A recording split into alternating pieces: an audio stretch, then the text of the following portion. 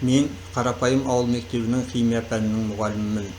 Келесі оқиға менің өз пәніме деген көзқарасымды түбегейлі өзгертті.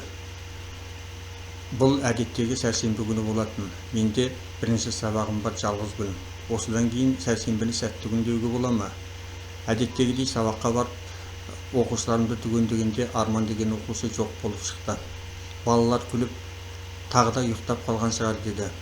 Түсте үйге келгенімде әйелім, сенің Арман деген оқушыңның қорасы өртеніп, өзі күйіп, емханаға кетіпті деді. Сабаққа келмегені содан екен ғой дедім де қойдым. Кешкісін үйге Арманның әкесі келді. Мынаны балам сізге беріңіз деген еді деп, бір конвертпен ұялы телефон ұстатты.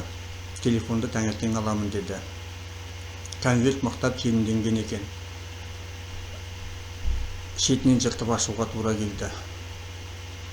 Амандық саулық сұрасқаннан кейінгі хаттың мазмұны төмендегідей екен. Арайланып, шұғыласын жан-жаққа шашып, таң атып келе жатты. Бірінші сөйлемнен кейін мен хатты әдебиет пәні мұғаліміне жазып, маған қателесіп жіберген жоқ па деп ойладым да, ары қарай оқи бердім. Ерте оянғаннан кейін бірінші сабақ сіздікі болған соң, бір ретте болса кешікпей барайыншы деп мектепке тарттым.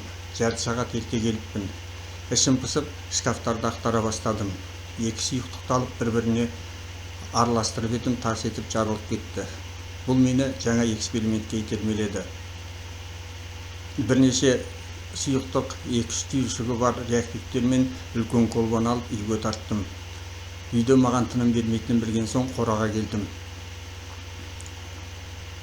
Барлығын колбаға салып араластырып, қанша шайқасам да ештеңе шықпады. Сол кезде сіздің кейде реакция жүру үшін оны газшаммен қыздыратыныңыз есіме түсті. Үйден шырпалып, бір уыс шөп пен бұтақтар әкеліп, колбаның астына от қойдым. Колбадан түтін будақтап қайнай бастады. Тарс еткен жарылыстан кейін есімде қалғаны тура маған ұшып келе жатқан төбенің тақтайы болды. Мұғалім, реакция жасамас бұрын реактивтерді суретке түсіріп алғанмын. Телефоннан соларды қарап, маған реакцияның формуласын жазып беріңізші депті.